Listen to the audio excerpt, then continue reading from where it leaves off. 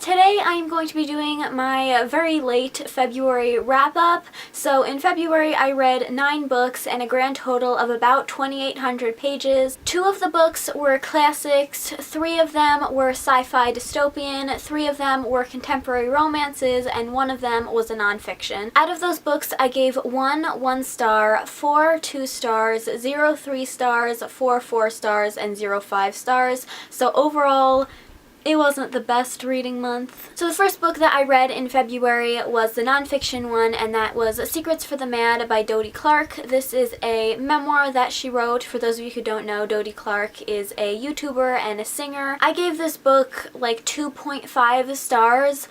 So the thing is, I love to read memoirs and autobiographies because I like to hear about other people's lives through their own words, but I do think that memoirs and autobiographies are a lot more enjoyable when you're like a fan of whoever you're reading about. And while I have seen a lot of Dodie's videos and I listen to her songs every once in a while, I wouldn't really consider myself to be the biggest fan of hers. But overall, her memoir wasn't super entertaining or enjoyable for me, but I liked it, but I did have some problems with the way it was written and stuff like that. But overall, I liked it, so I gave it 2.5 stars. Next book that I read was Alex Approximately by Jen Bennett. This is a YA contemporary story that follows a girl who has been talking to this guy anonymously online through this like movie kind of forum. They really connect through the films that they like. The only thing that Bailey knows about this guy is that he lives in the same town that her father lives in, and she currently lives with her mom, but she is moving out to live with her dad in California. But she doesn't want to tell this guy that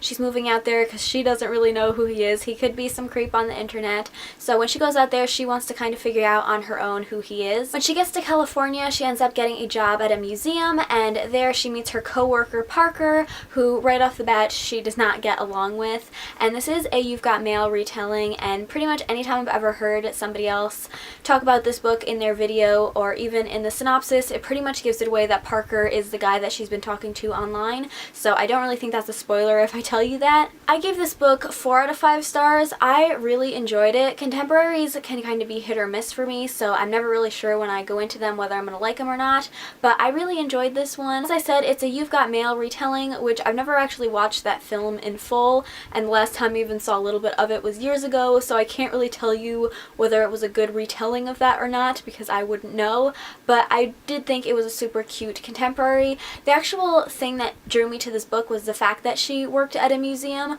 which even though that wasn't explored as much as I would have wanted it to, I did really enjoy that whole aspect of the story because I'd never read a book before that was set in a museum or someone that worked there. I thought this was a super cute story, and I would totally recommend this to anybody who loves contemporaries. Next, I read the Pivot Point Split Second Duology by Casey West.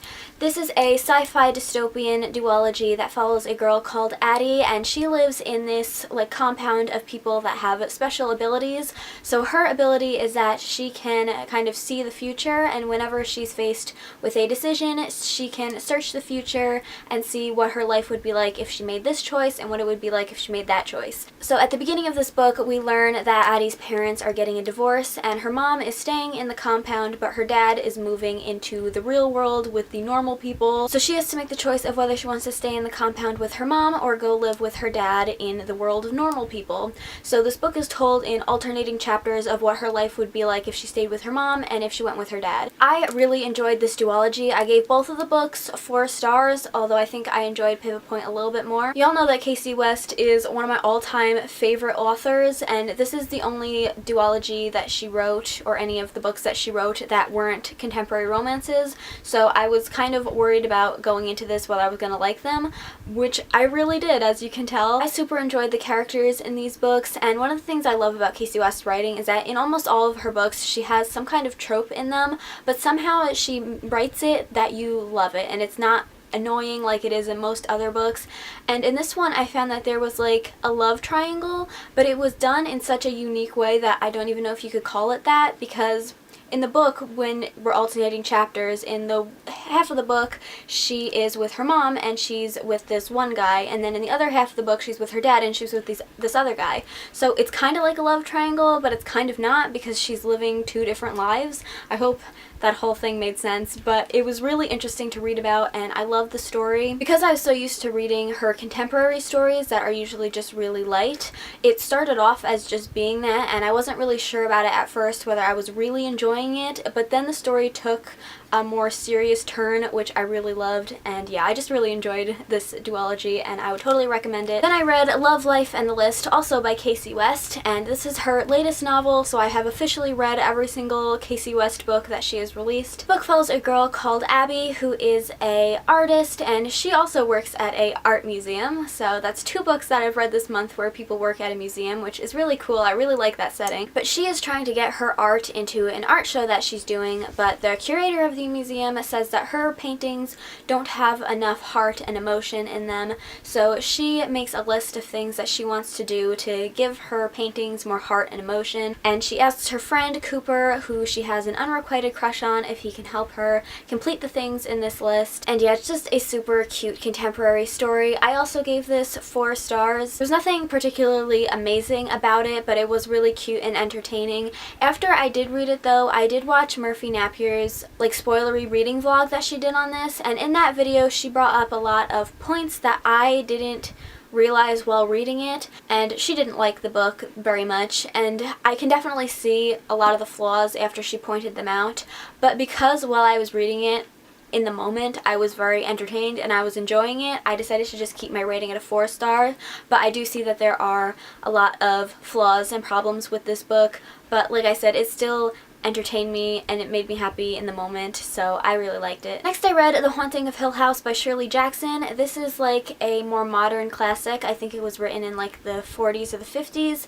and this follows a group of 4 people as they go to Hill House, which is known to be very haunted, and they're going to live there in seclusion for a couple of days, and then weird things start happening there. I gave this book 2 stars, and I think I kind of ruined this book for myself because I read the first chapter and I really loved it. I don't know why, but I really connected with the character that we were following. But then after I read the first chapter, I watched the film adaptation, which I know is a big no-no, and I'm learning that now. But I watched the newer version, the one with Liam Neeson and like Owen Wilson, and I surprisingly really enjoyed the film. It's called The Haunting, and I think it's on Hulu if you want to watch it. It's not like an amazing horror movie, like I wouldn't even consider it to be a horror, but it's a very like visually pleasing film, just like with the house that it's set in, it's like absolutely gorgeous. With this book, I found that it really lacked that kind of descriptions and any kind of atmosphere to it, which I think is very helpful when it comes to horrors or thrillers. It definitely has to be very atmospheric in order for me to be into it, which I think this book very much lacked, so I only gave it 2 stars. Next I read Eliza and Her Monsters by Francesca Zappia. This is another contemporary story that follows a girl called Eliza who runs this super famous webcomic, but she runs it anonymously so nobody knows who she is. At her school there is this new boy there that she forms a relationship with, and she finds out that he is like the most known fan fiction writer for her webcomic, so she knows who he is, but he doesn't know that she writes this really famous comic. So I also gave this book 2 stars. I had a lot of problems with this book. I started off liking it, like it was a solid 3-star read for the first bit of it, and I really enjoyed the comic parts of it. 'Cause every few chapters you get like these drawings and stuff like that, so I really enjoyed that part of it, and I enjoyed the whole behind the scenes of how she runs the webcomic, and like she has a whole merch line for it, and I liked all that kind of side to it. But then the whole romance part happened and I just wasn't a fan of it. I really was not a fan of Eliza as the main character, and I actually buddy read this with my friend Christina over at Christina's Journey, and I said to her when I was reading it, I was just like, you know, this book would be so much better if Eliza wasn't in it, because we both actually really liked the love interest in it, and I was just like, he deserves so much better than her, because she's just like, she's very annoying, and she was like keeping it from him that she was writing the webcomic the whole time, and I just didn't think she was a very good character. I just didn't like her at all. And I will have to give a trigger warning for depression and suicide, and I don't want to spoil anything for anybody, but there was a part in this book where a character almost committed suicide and it was brushed over so quickly, and I was like, hold on a sec, what just happened? And I just didn't think that that part of the story was handled well at all.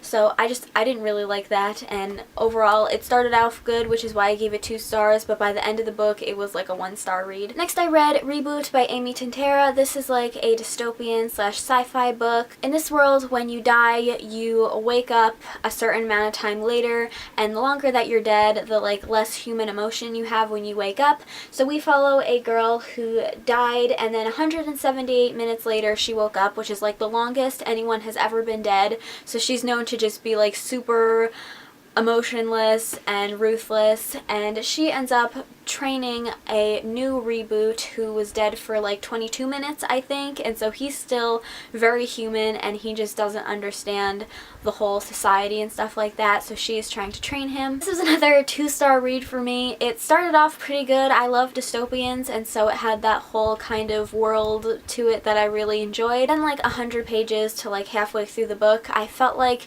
nothing was really happening and I was just getting bored and it was just dragging on. So I ended up giving it 2 stars. I wasn't connected to the characters in any way, so I have no reason to continue on with the series. This is actually just a duology, but I just can't be bothered to read the second book. And the final book that I read was We Have Always Lived in the Castle by Shirley Jackson, who is the same author that wrote The Haunting of Hill House. I wanted to give this author a second chance because, as I said, I started off really liking The Haunting of Hill House. So this book follows this girl, and she lives with her sister and her uncle in this big house, and they used to live there with their huge family until one day somebody put poison in the sugar bowl and their whole family died except for the 2 sisters and the uncle. So now they live in their big house and they're very much hated by the townspeople, and so we just kind of follow their lives as they live them. I gave this book 1 star. I did not like this book. I feel like right off the bat, and I'm not going to say it because maybe it's not going to be as apparent for everybody who reads it, but I felt like right off the bat it's very clear who it was that put the poison in the sugar bowl, and I feel like that kind of took away from what could have been a really great mystery story, but at the same time it could have also been a really interesting story knowing who did it.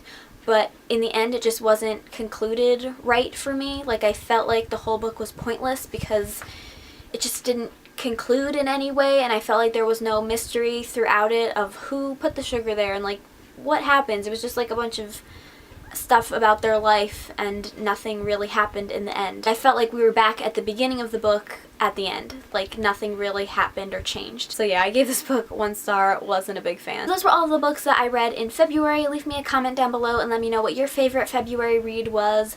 Mine was probably the Pivot Point Split Second Duology or Alex Approximately. I loved those books a lot. But yeah, that is all for this video. I hope you guys enjoyed it. If you did, please give it a thumbs up and subscribe if you haven't already, and I'll see you in my next one. Bye!